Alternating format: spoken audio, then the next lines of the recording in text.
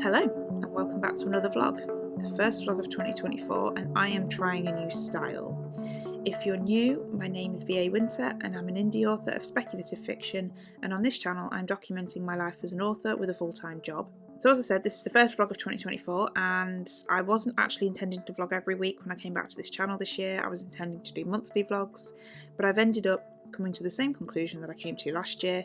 Vlogs are easier for me to fit into my schedule, and I do like the idea of documenting kind of what I'm doing and this kind of path, if you want to call it that I'm on towards, hopefully fingers crossed, one day being able to write full time. So I've decided to give vlogging on a weekly basis another go, try a new style and hope that it doesn't get boring, because that's my biggest fear, that it will get both boring for me and for anybody watching. A quick update, I suppose. I finished the latest draft of Fire Witch, which is kind of draft 3.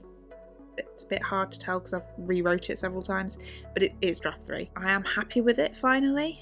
There's some edits that I need to make in the next draft before I send it off to beta readers or an editor. I haven't decided which yet, but I feel like it's finally at a point where it doesn't need rewriting, which is the biggest cause for celebration in my life right now. So what I'm doing here in this clip on this early Saturday morning is working on the outline for book 2 in the Fire Witch series, and I'm not revealing the title yet. So specifically here on Saturday morning I was reading and taking notes on a book called The Nature of the Beast by Caris Crossan, and it's an academic-ish, it's not super academic, but it is an academic book about werewolves in literature and culture. So I've decided to put werewolves in book 2, but I was stuck on what exactly my plot was going to be. I wasn't sure the themes I wanted to explore in the book. I was just I had a beginning and I had an end, but I didn't know much about the actual story. So I decided to head into research mode, which is what I learned to do at university. If you're stuck on writing, you haven't read enough. That's the mantra I take into everything these days. And reading this book really did help in that it got me thinking about symbolism and about the different ways werewolves have been used to express fears and different parts of society over the years. So going back to the early years in Victorian literature, where the werewolf started to really first appear, it was as a symbol of or an expression of the fear of degeneration, which is something that was explored increasingly as sort of 19th century progressed into the early 20th century. And then there's kind of more contemporary representations of the werewolf as an outsider, and it's kind of interesting how as society, as this is something the book pointed out, has become more inclusive, as we've become more tolerant, if you want to use that word, of the outsider, the werewolf has become more accepted as well. Werewolves are now, like in books by Bitten by Kelly Armstrong, they've become a kind of member of society, or be a member of society that has to keep a part of themselves hidden, but they are living within society as people with jobs, etc., rather than being just the sort of the beast within, as she terms it. So yes, on Saturday morning I had to do some day job work as well, so I didn't get a lot done before having to switch desks, because yes, I have 2 desks these days, and get going on that. And then later on Saturday I took part in Your Path Forward, which is a long-term planning course run by Sarra Cannon over at Heart Breathings. It was a day-long workshop, but I didn't manage to get through all the content and all the planning in one day, which I don't think many people did actually, and so I did finish it off on Sunday morning. But the course was really valuable. It really helped me to solidify not necessarily what I want, because I already knew that, but the steps I need to take over the next few years to get there. Instead of attaching deadlines to them, which can be stressful when they get missed, the course encourages us to set an order of operations, so an order that things need to happen in. So for instance, when I finish writing book 2 in my Fire Witch series, that's when I start that outline for book 3, kind of like that. So I'm going to insert a photo here of my own, what she calls a game board. It's like the big rocks that I need to, it's the big projects, the big stuff, whereas like the quarterly planning, which is at the bottom, is like the small rocks. So each small sticky note that I move across the board each quarter contributes towards me moving one of those big sticky notes off my board, which you can see at the top. The course is open to buy all the time. I'm not affiliated or sponsored or anything like that. I just find Sarra Cannon's way of planning and teaching really works with my brain. So on Sunday I did more reading and note-taking from The Nature of the Beast, and I did actually finish that book. And I did decide as well to count my note-taking words towards my half-mil wordy, so 500,000 words for the year, because if I hadn't, I felt like I wouldn't have stopped and taken the time to do the research. And doing the research has really made the book I'm writing better. It's given me ideas and themes I can work with. It's really added a kind of depth, I think, to the book. So it was definitely worth doing. And then I didn't get any work done on Monday morning before leaving for the day job, but I did spend the day finishing what I call the short outline for book 2. So that's an outline that's basically just lists the scenes I want to write.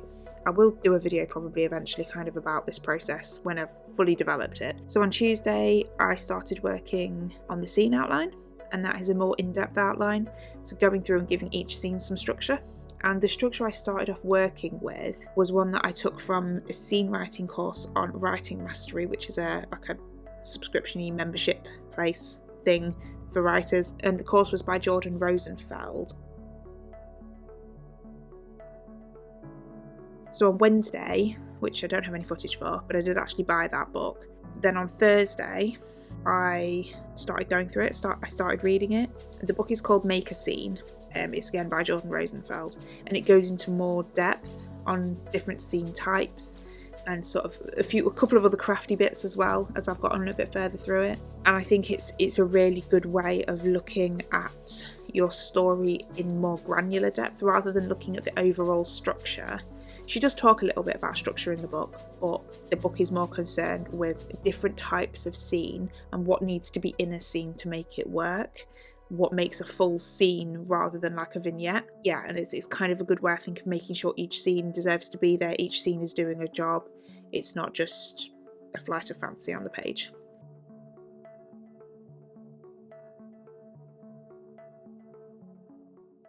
So that brings us back around to Saturday again. I had a headache, and as I'm recording this, it's Sunday today. Yesterday was this Saturday. I had a headache yesterday, not fun. So I didn't get as much done as I wanted, but I did have a solid afternoon of work. I just made my way through a good chunk of Make a Scene, and that was it really. And then it was time for the kickoff call for Publish and Thrive, which I always get excited for, even though this is my third time through the course. It's now Sunday. It's taken me all morning to edit this because I messed up the first edit and had to start all over again. I obviously haven't done any writing today, but what I did want to do quickly before I end the vlog is this is my bullet journal. This is my main bullet journal. So this has got all my sort of data in for how I did for the month. So obviously I've got that big overarching goal of 500,000 words over the course of the year. My plan is to read 100 books. That's debatable, and make 52 videos. They're my 3 main statistic-based outcome goals that are within my control that I would like to achieve. For January, my goal was to write at least 33,000 words, and that was a combination of finishing latest draft of Firewitch and outlining book 2 of the Firewitch series. I did do all of those things, so that was positive. I wrote 34,066 words over the course of the month. I did finish the short outline for book 2, and I did finish draft 1, so that's positive. Videos, I only published 3 videos. I should have published 4 videos in January, so I've missed 1. I read 4 books. Started out by finishing God's Own Country by Ross Raisin. That's a weird book. I also listened to Rural by Rebecca Smith. That's a non-fiction book. It's kind of a memoir crossed with an exploration of working class industry in rural Britain. Then I read Freedom is a Constant Struggle by Angela Y. Davis, and that's an audio as well. And that made me think, let me tell you, that made me think. It's a collection of essays and speeches that she has done over the course of her career, I guess. I learned stuff. And then, as I mentioned in this vlog, I read The Nature of the Beast by Caris Crossan, 4 books in January, so just got 96 to go, it's fine. So that's it, that's the vlog. I'm going to leave you on that note. Successful month of January, hopefully a successful month of February coming up. Hit like if you like, subscribe if you want to, and I will see you next time with another video.